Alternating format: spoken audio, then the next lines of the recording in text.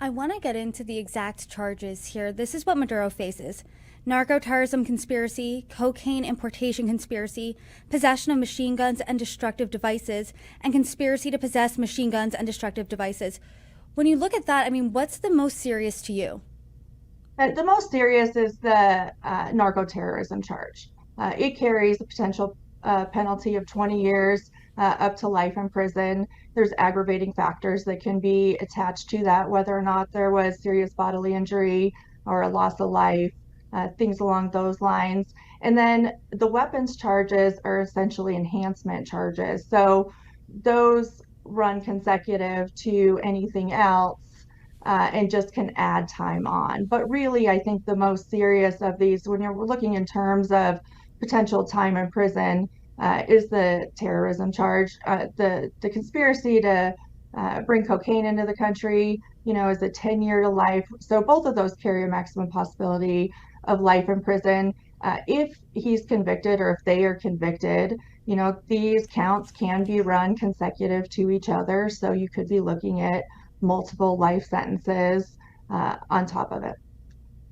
And I want to talk about something else that the indictment alleges. It alleges that Maduro, he gave passports, Venezuelan passports, to drug traffickers, diplomatic passports. It also alleges that the couple, Maduro and his wife, maintained their own groups of state-sponsored gangs known as colectivos to facilitate and protect their drug trafficking operation, and they also ordered kidnappings, beatings, and murders against those who owed them drug money or otherwise undermined their drug trafficking operation, including ordering the murder of a local drug boss in Caracas, Venezuela.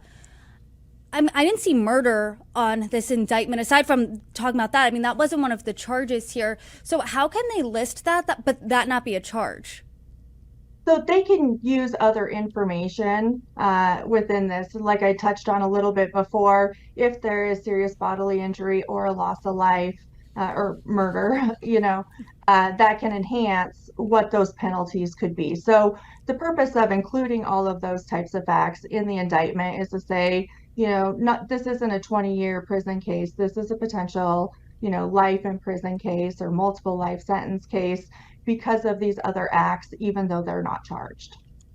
And I know, at least for me, I woke up on Saturday morning, I mean, just shocked at this news. It really, truly is historic. I was deep into my winter break, cracked open the laptop. I'm pretty sure that's what everyone in the news business was doing on Saturday. That's just how big this story was. But in your opinion, as a defense attorney, how airtight does a case need to be where there's this stealthy, very coordinated military operation in a different country to go extract the sitting leader of that country and bring them back to the United States to face charges? I mean, I'm assuming that can't be a flimsy case.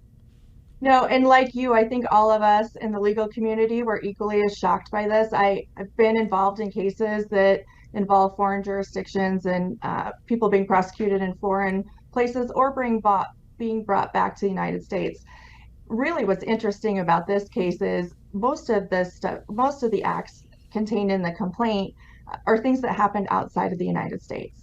So we're talking about acts in other countries. We're talking about money in other countries and assets and these things being ordered from other countries. And really, the end target of it was cocaine being brought into the United States. That's our basis for it.